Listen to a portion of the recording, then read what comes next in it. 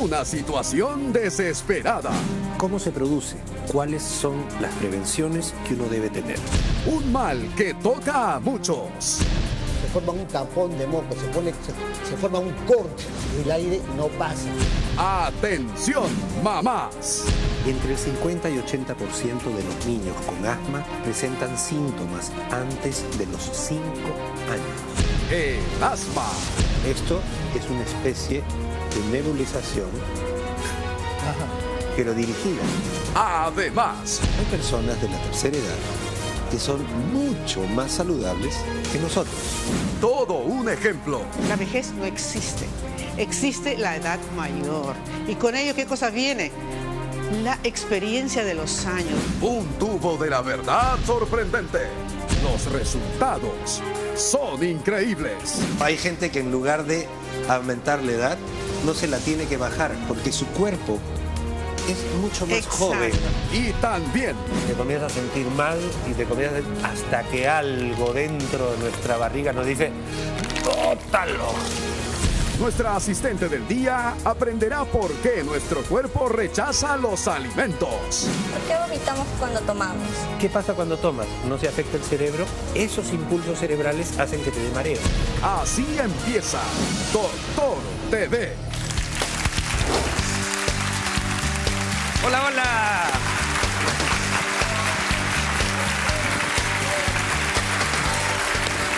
Muchísimas gracias amigos. Hoy tenemos un programa espectacular. Espectacular porque tiene que ver con la vida misma. Todos en nuestras casas tenemos de alguna u otra manera algún familiar que tiene dificultades respiratorias. El Perú se encuentra entre los 7 países con mayor frecuencia de asma en el mundo. Entre 15 y 20% de la población limeña sufre de esto. Quizás por la humedad, los cambios climáticos, aunque no son tan bruscos, sí son muy húmedos. Respiramos mucha agua. Esta humedad favorece a la proliferación de hongos, gérmenes, bacterias que nosotros respiramos. Entre el 50 y 80% de los niños con asma presentan síntomas antes de los 5 años. El asma puede presentarse a cualquier edad, pero existe un 80% más de posibilidades de que los niños de padres fumadores tengan asma. Por eso aquí queremos explicarles que el asma es una enfermedad que está y no la podemos ignorar. ¿Cómo se produce? ¿Cuáles son las prevenciones que uno debe tener? El tema de hoy, amigos, es el asma bronquial. El tema de hoy llega gracias a Movistar. Muchísimas gracias amigos. Hoy nos acompaña el doctor Carlos Hinojosa, que es inmunólogo, presidente de la Asociación Peruana de Asma y Alergia. Adelante doctor, por favor, muy amable.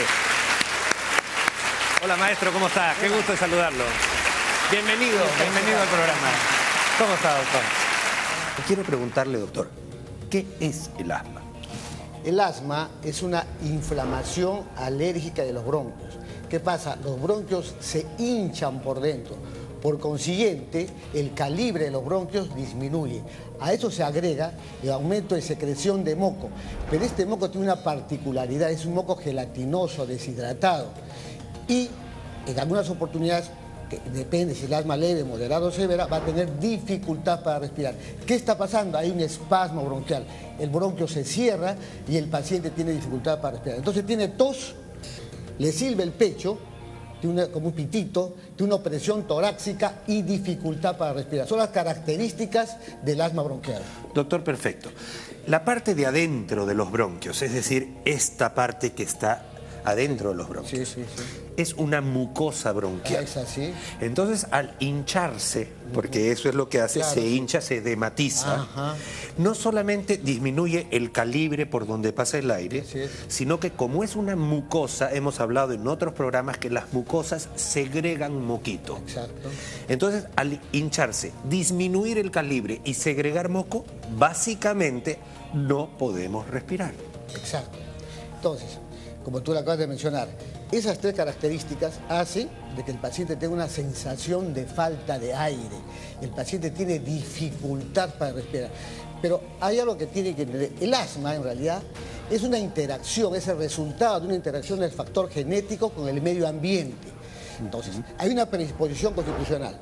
Ese paciente inhala los alergenos del medio ambiente. Ahí está, súper importante. O sea, ¿por qué se produce el asma? Así es. Primero, porque hay una predisposición genética. Genética, constitucional. Así es. Por otro lado, también costumbres familiares, ¿no? Y por otro lado, los alergenos. Alergenos, hemos dicho antes, sustancias que generan alergia. Así es, así es. Y pueden ser múltiples. Ajá. ¿Cuáles son, más o menos? Los fundamentos, es decir, Lima es una ciudad muy húmeda. En la humedad hay mucho hongo, mucho ácaro. Perfecto. Doctor, acompáñanos para mirar esta animación, que es una animación realmente espectacular. Nos va a explicar claramente cómo y por qué se produce el asma. ¿Ya? Muy interesante, doctor. Mírala, por favor. En este caso, ¿puedo ver? Sí, por supuesto. Este es el polen. En Estados Unidos hay mucho asma por polen. En el Perú no, porque hay polen, Sí. pero... Este es ahí el está. calibre normal, digamos, Así de un es. bronquio. Aquí Y eso vemos. era la mucosa del Ajá. bronquio, lo que está por dentro. Así es, así es. Esta persona inhala estas partículas que son los alergenos en este caso. ¿no es Claro. cierto? Fíjate cómo está entrando, fíjese cómo penetra estas bolitas que ustedes ven, están polen. entrando los alergenos, fíjese cómo se está estrechando Claro, el calibre el y la mucosa se está hinchando. Así es. Por un Pasemos. lado, Sí. fíjense, se ha hinchado, antes estaba así, vieron antes, ahora se ha hinchado y ¿Seguimos? se ha hinchado y el calibre también ha disminuido. A ver, Ahora, esto, lógicamente, a la hora de que nosotros necesitamos aire, el corazón se acelera. Y ahí viene la opresión en el pecho la que usted está opresión diciendo. torácica ¿no? que mencionabas anteriormente. ¿Seguimos? Es el paciente. Y entonces se produce esto. Esto es lo que usted me decía, maestro, porque Sí. acá ya se ha segregado. Fíjense cómo, claro, ahí se ha segregado moco, el moco Moco. está pegado, está adherido a la pared bronquial. Fíjense, el calibre ha disminuido. Ahora ustedes van a ver estas cositas rojas que ven acá, estas cositas rojas, son digamos, los músculos que envuelven a los bronquios. Así ¿Y qué es. pasa? Estos músculos se van a contraer y se van a cerrar y el paciente va a tener dificultad para respirar. Maestro, perfecto, porque eso es realmente lo que sucede. Y hay una forma muy fácil de determinar si es que esto realmente se trata de un problema de broncoespasmo, es decir, los bronquios se ponen espásticos duros, y es una de los signos típicos. Nosotros tenemos la inspiración y la expiración. Cuando el periodo expiratorio, o sea, la sacada del aire de los pulmones, se alarga, es muy probable que se esté tratando de un problema de broncoespasmo. Es decir, y se siente un pitito después. Eso es muy característico de un proceso de broncoespasmo. Así es, el flujo expiratorio, o sea, la velocidad con que sale el aire, se alarga.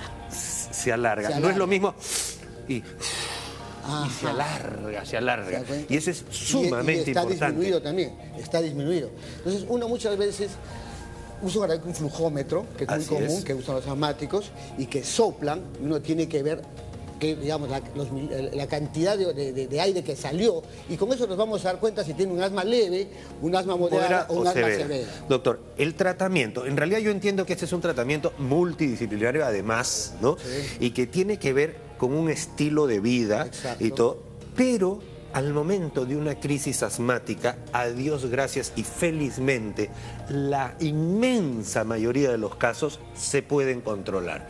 Y para eso tenemos varias armas. Así es, así es. Señora, ¿cómo está? Bienvenida. Bien, Muchísimas gracias por acompañarnos, muy amable. Muchas gracias, señora.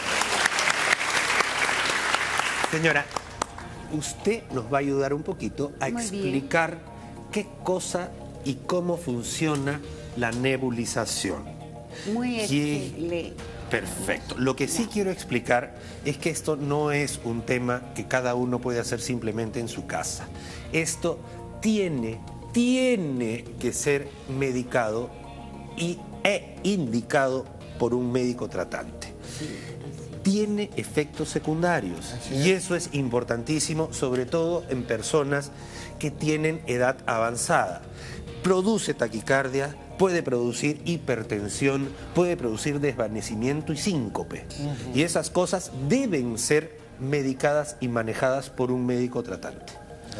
Doctor, ¿cómo es y de qué se trata una nebulización? Porque eso es importante. Este es un aparato, que es una nebulizadora donde uno le echa el contenido y uno tiene el efecto que desea. Por ejemplo, si yo le echo un fluidificante del moco, y un antiinflamatorio solamente va a fluidificar el moco y va a deshinchar los bronquios, ¿de acuerdo?